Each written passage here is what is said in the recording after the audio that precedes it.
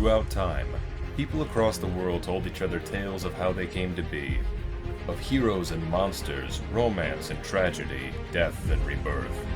Mythology helped shape the ancient world, explaining the unexplainable. This is Mythology Unleashed.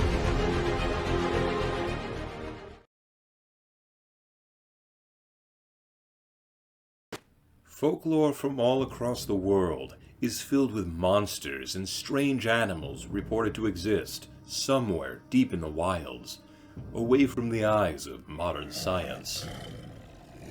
But few creatures of legend have amassed the human kill count as a snarling nightmare of 18th century French folklore, the Beast of Gevaudan.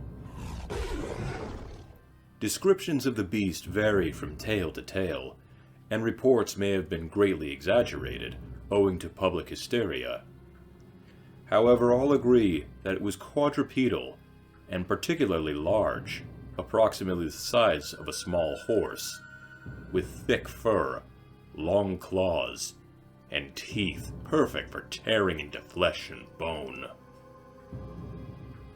Alleged witnesses and contemporary art portrayed the beast as having traits quite similar to a large wolf or a hyena, though the beast's tail was also reported to have been notably longer than a wolf's, with a prominent tuft at the end, not unlike a big cat. The beast's fur was described as tawny or russet in color, but its back was streaked with black, and a heart-shaped pattern was noted on its underbelly. With a relative shortage of predatory animals of great size in the area, the sight of the Beast of Gevaudan had to have been chilling to the bone. Whatever it may have looked like, the beast terrorized the general area of the former province of Gévaudan, now called Lozère, in south-central France. From 1764 to 1767, the creature killed nearly 100 people, with a particular interest in women and children. The Beast of Gevaudan committed its first recorded attack in the early summer of 1764. A young woman named Marie-Jeanne Vallée was tending cattle in the Marcois forest of eastern Gévaudan when she saw a wolf-like beast bounding toward her. The bulls in the herd charged the beast, keeping it at bay, eventually driving it off after a second attack.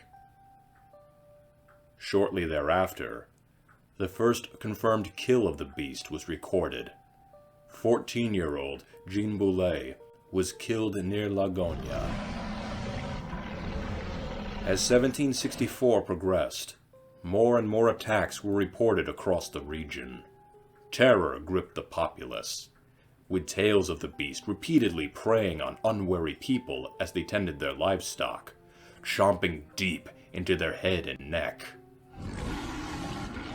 The beast had claimed so many victims within such a short time that by the end of the year, rumors began to circulate of the possibility of a pair of animals or an entire pack being responsible.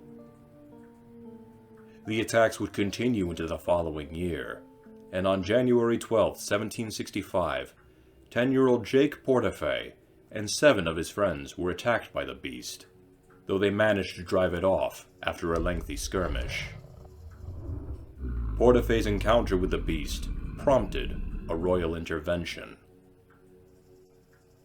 First, Captain Dumel of the Clermont Prince Dragoons and his troops were sent to Gévaudan by King Louis XV.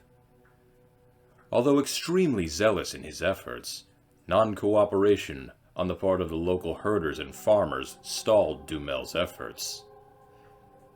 On several occasions, he almost shot the beast, but was hampered by the incompetence of his guards. When Dumel failed, Louis XV sent professional wolf hunters, Jean-Charles Marc-Antoine Voumel d'Annevel, and his son, Jean-François. Father and son d'Annevel arrived in Clermont-Ferrand on February 17, 1765, bringing 8 bloodhounds specialized in wolf hunting. Over the course of the next 4 months, the pair hunted for Eurasian wolves, believing that one or more of these animals was the beast in question. However, when the attacks continued despite their efforts, the Denavels were replaced in June of 1765 by Francois Antoine, the king's primary lieutenant of the hunt. In late September, Antoine and his nephew shot a large wolf near an abbey at Chaz, which was assumed to be the beast. Antoine was awarded with money and titles, and the animal's corpse was stuffed and sent to the royal court. But attacks started again that December, though this time, the beast seemed different.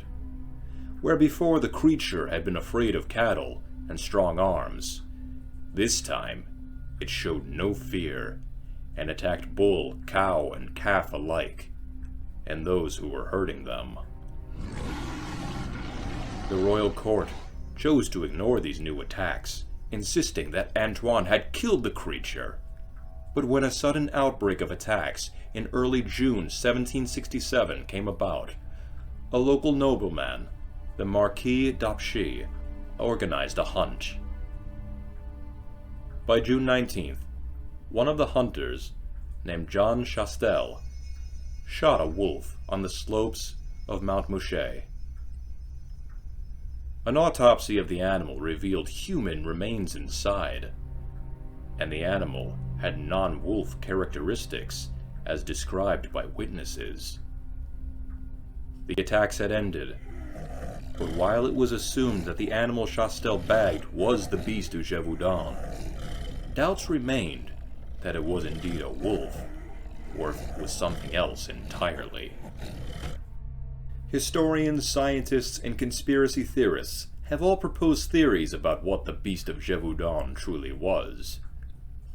Among the theories considered most credible is that wolves perpetuated the attacks, as Gévaudan was teeming with wolves at the time, and had attacked humans before, with some statistics showing that wolves, namely rabid wolves, had attacked humans nearly 9,000 times in France between the 17th and 19th centuries.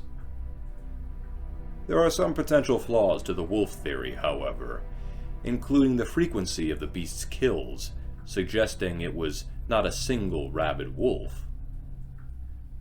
Some depictions of the beast, as well as the animal slain by Chastel, suggest that it resembled a striped hyena. It is possible that a striped hyena may have escaped captivity, perhaps a private person's holding. And since it was not native to Europe, it would have appeared unusual. But unlike wolves, or even its cousin the spotted hyena, striped hyenas are not known to attack humans. Some believe that it may have been an immature male lion that, like the hyena, could have escaped from captivity. The beast was reportedly an ambush hunter that seized prey by the neck and could possibly decapitate a victim. A lion could exhibit these predatory behaviors and have been known to prey upon humans as food sources. Additionally, the territory of the beast, at roughly 56 by 50 miles, aligns with a lion's typical range. Eyewitnesses in France at the time were likely not familiar with living lions, and what they knew about them came from very stylized imagery. A subadult male does not have a fully developed mane, and sometimes has a mohawk type of stripe running down its back, matching descriptions of the beast by eyewitnesses. Others still theorize that the beast was an extinct prehistoric predator, such as a bear dog, a dire wolf, or hyenodon. But the idea that such a large animal would evade detection for thousands to millions of years could be seen as too implausible. Others, however, have suggested that a human serial killer may be responsible for the attacks, as many of the beast's victims were reported to be decapitated, something few animals native to France would be capable of. while it is unlikely that a killer would roam about for victims in broad daylight wearing a pelt, those who support this theory believe that a human killer could have used an animal to carry out the crimes. The Beast of Gevaudan is as mysterious as it is horrifying. An enigmatic creature that many believe to be a wolf, yet not a wolf, prowling the countryside and attacking the unwary in broad daylight, could send shivers down the spine of any. Unlike many other monsters of myth and folklore, this beast had a string of real-life casualties attributed to it. So great was the panic that surrounded it, a royal intervention was required. And although there are strong arguments and multiple theories about the identity of the beast, all admit that the truth will never be fully known, and the Beast of Gevaudan is bound to forever remain a mystery.